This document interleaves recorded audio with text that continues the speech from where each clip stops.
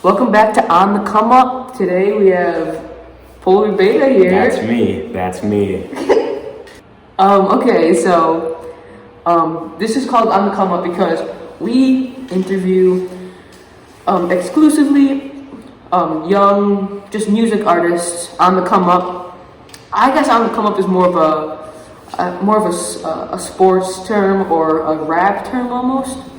Like you hear mentioned in a lot of rap songs on the come up.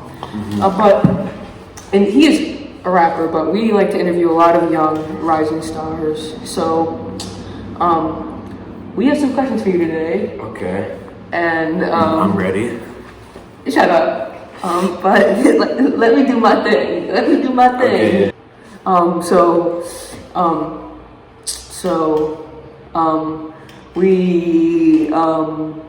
We have a few questions for you today. Okay. PolarBeta. So, what inspired the name PolarBeta? Okay, so for a long time, my family has been calling me like Polar Bear, cause I don't know, my parents just kind of get colder than I do, like when it's kind of cold outside. Like, Yeah. I'm like, I don't need a coat, and then they're like, you need a coat, and then I take off my coat when I go outside. Okay, maybe you can talk a little louder. Okay. No, they can hear me. Okay, whatever. Okay. So basically, if you guys couldn't hear him, he was saying that he doesn't get cold as easy as his parents or just his peers do. Yeah. So when they when they go out in like cold or public, his parents are like, "Oh, hey, you need a coat," and then he just takes off his coat. Yeah. Because he doesn't need no coat. And so not only Like does the it hole have in to my do with sweatshirt. what? The hole in your sweat? You have a hole? I can't see that very well. Bruh. Oh, that's crazy. That is crazy. I'm very cold all of a sudden. And so not only does Polar Bear have to do with not being as cold, but also like back in the day I used to be like a little chubby. Yeah. And so I was kind of like Like a bear. Yeah, I was like, so that's where the bear thing comes from, and then I'm like, a little pale. So, it's like polar bears have like very bright white fur. So I respect. That's Okay, so beta. Explain the beta.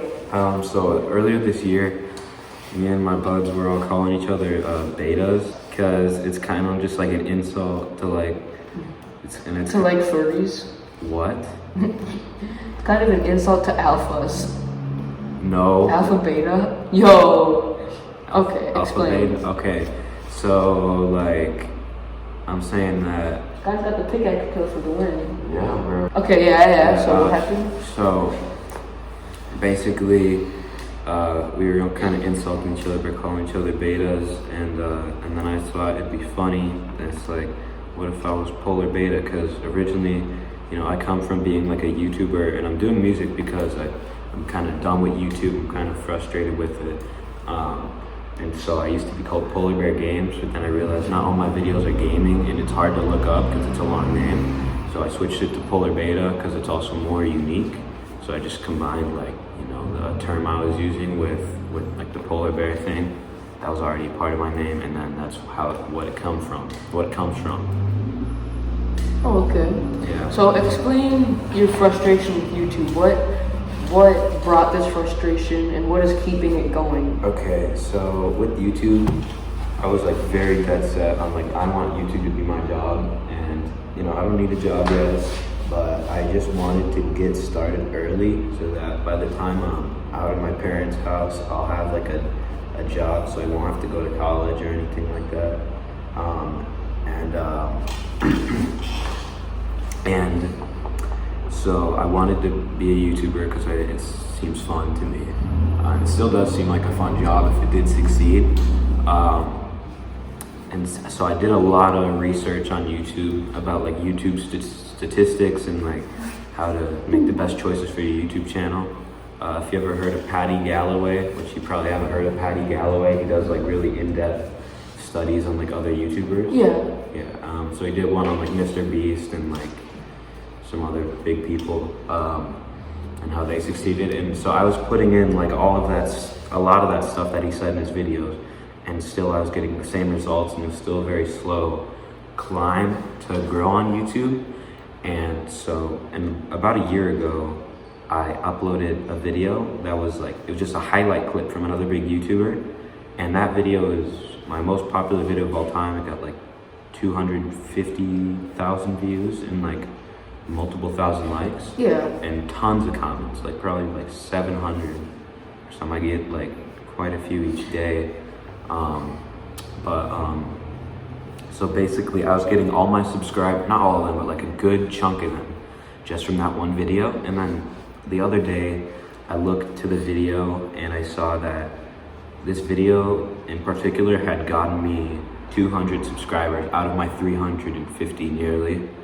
And that's bad because it's a very different video from what I normally upload, so people will not care about the other things I make. So that means that I basically had like 200 inactive subscribers, and with the YouTube system, they like downgrade channels that have inactive subscribers.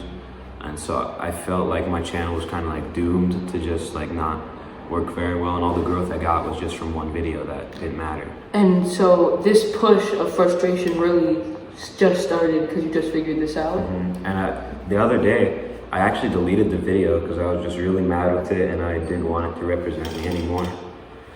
So I probably lost most of the views on my channel just from that, but I don't really care anymore since I... You still have you still have one other really good video here, let's see. It's not really good, it's like 1,000. Yeah. Like 2,000 views. Warrior 1, right? Warrior Apparition, yeah. Part 1 and 2, both are my new highest ones. The camera and then 2,000, it might not be able to see. That's good enough. And then those two are the two most popular. Yeah. And the other one is Part 1 and 2. And then we actually made a clickbait video which got 1,000 views. Yeah. Which was absolutely crazy. Yeah.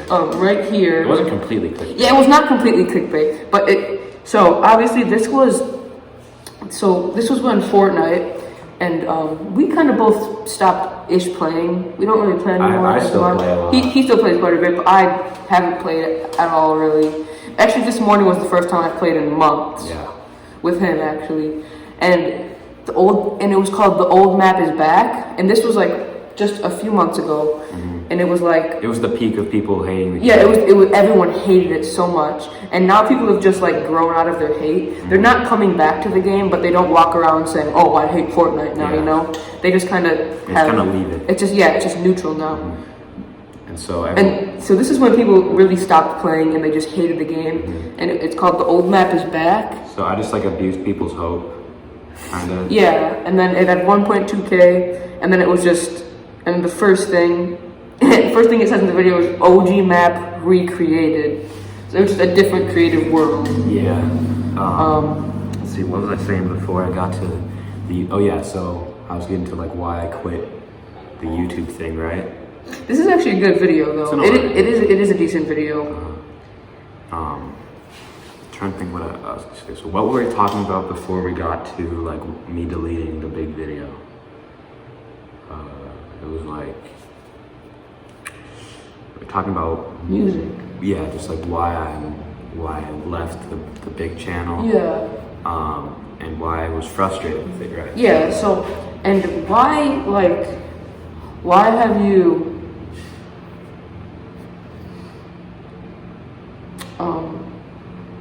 Sorry. Yeah. Someone just died. Yeah, wet phone. Someone just died. Really, someone just died. So just take a moment. Yeah. Just take a moment, okay? Let's give a moment to an anonymous person. A moment of silence for our veterans. Mm-hmm. For Veterans Day. Veterans Day. For 9/11. That was like 2 months ago. Okay. So, as you said, you started the YouTube game when you were very young. So how old are you? I'm like 13. When did you start the YouTube game? I started YouTube when I was like 10.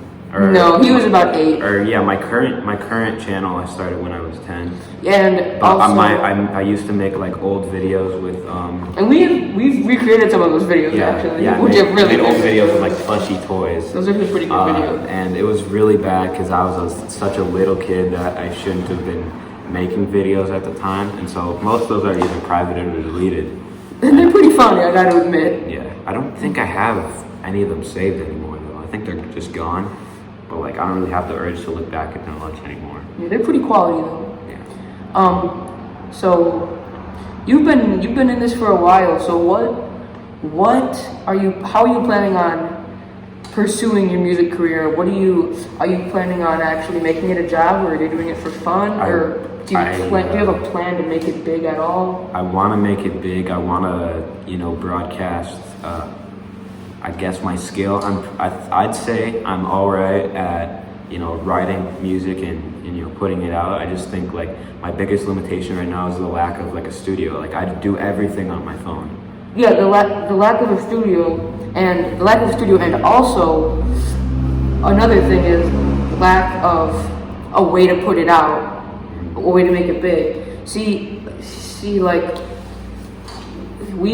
he has a decent amount of subscribers, but like he said, 200, 150 of those are inactive. So he has already shouted out his music. So I made one video.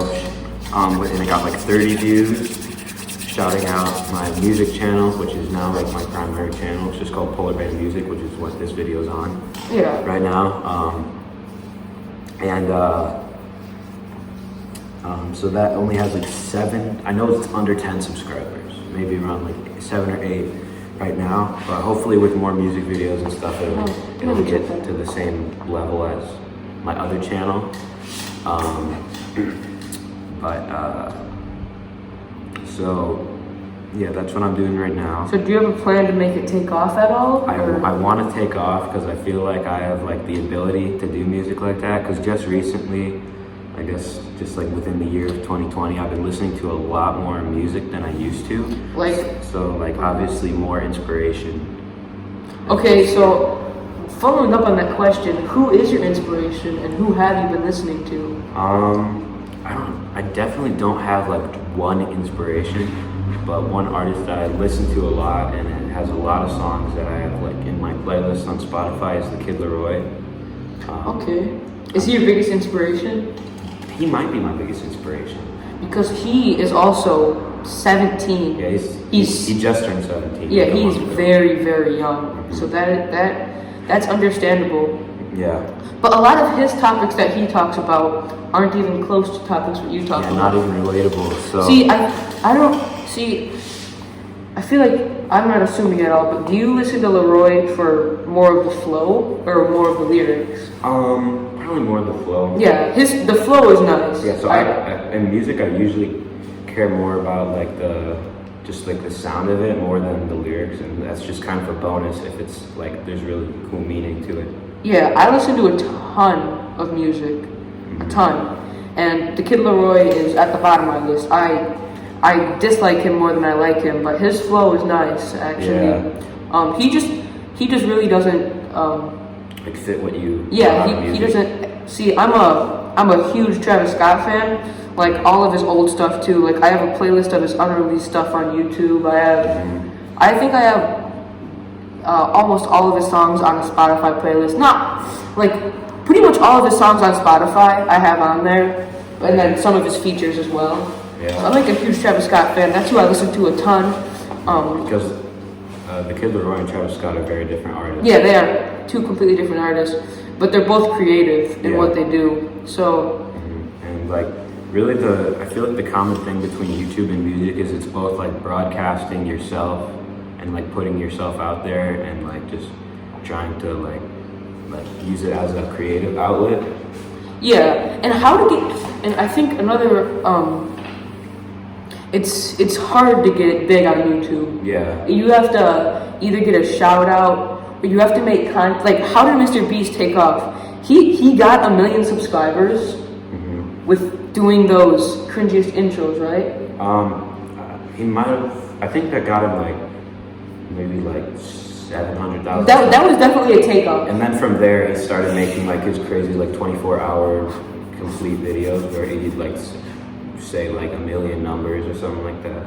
Oh yeah. He started doing all those. That's where his challenges started. He watched Every Day, bro, for 10 hours. Yeah. See, it's content that people either think is crazy or content that people really like that really have to make you take off. But the problem is a lot of the inspirational stuff on YouTube has like big budget, or at least bigger budget than like I have. Yeah, see, I've not barely spent anything for my videos unless it's like a game that I bought and play outside of. I think one of the most perfect examples of this, and he does it super cheap, is Daily Dose of Internet. Oh yeah. He probably just needs an editing. He needs to find videos and needs an editing software. Yeah, and I have that in the bag. So like, Yeah. that's probably also a good thing for music, that like I know how to like make music videos and stuff. Like I can edit them. Yeah, and another thing that Daily Dose of Internet does well is people love the content. It's not 15 minutes long, but it's also not a minute. It's like 3 to 4 minutes long. Yeah. You can watch it for a long time. It's going through the old ones. Yeah, it's cool and it's an enjoyable. And he's gotten like 7 million, 5 million subscribers off of Probably, it. yeah. I think that's a really good example. And So do you have so your YouTube, you obviously haven't given up. yeah, Because not you- completely. yeah, I still you- make some videos. Yeah, you still make some videos, and obviously music is your next thing. But if that doesn't go successful, what is your plan? If either of them don't succeed, or if just music doesn't. Either, both of them. All right. And And that. I would say that YouTube has already been successful. Like 350 Yeah. from the ground Like up, I've gotten somewhere. being like a channel, an underground channel, is pretty good. Yeah. Let's see. So, if neither of them work, I don't have any plan, and I know that I will need to make a plan if neither of them work. But like, currently, I have no other idea of like what I want to do. You're only 13, so you still have. Well, obviously, you can get a job when you're 14, Yeah. but you still have a lot of time. Like 18, you still have. You still have. Years. You still have 4, 5, 6 years to get a plan. And ladies and gentlemen, that wraps it up for On The Comeup. Polar Beta Music here. A very special guest today. Any shout outs? Shout out to Ghani. He's like a friend I met online. I've never heard his voice or anything. I know his name is Travis Gahn, or at least that's what he's told me. I feel like he's lying. 'Cause that's a weird name. But and so I just met him online on like, I don't even remember what it was, but like he might have commented on something. But Travis God. yeah, Travis Gahn. But he goes by Ghani, so Gonni. That's how you spell it. And he has made quite a few beats for me. Some of my, especially for like some of the ones that I discarded, and a few of the ones, or pretty much all the beats that are in my EP Dum Dum on SoundCloud. Those are all made by him. But recently I started making more of my own beats. So like Money Anthem, which we should probably shout that out. That's coming out soon. We got the flow. Yeah. Money Anthem is really good. I got a Money little sneak Anthem. peek tonight. Yeah, so that is gonna be coming out pretty soon, within a month, on SoundCloud, because the song is done. And so it should come out on SoundCloud fairly soon, and a few weeks after that on Spotify and other streaming services. Also, shout out to the Kid Leroy. Yeah, my inspiration. Inspiration, mainly. yeah. So that'll wrap it up on today for On The Comeup, Polar Beta. Thank you for And being so, here and tonight. so this will also be re-uploaded on my music channel. Yes, as well, just yes. as a clip. Yeah, Polar Beta, thank you for coming out tonight. Ladies and gentlemen, have a great night and see you later.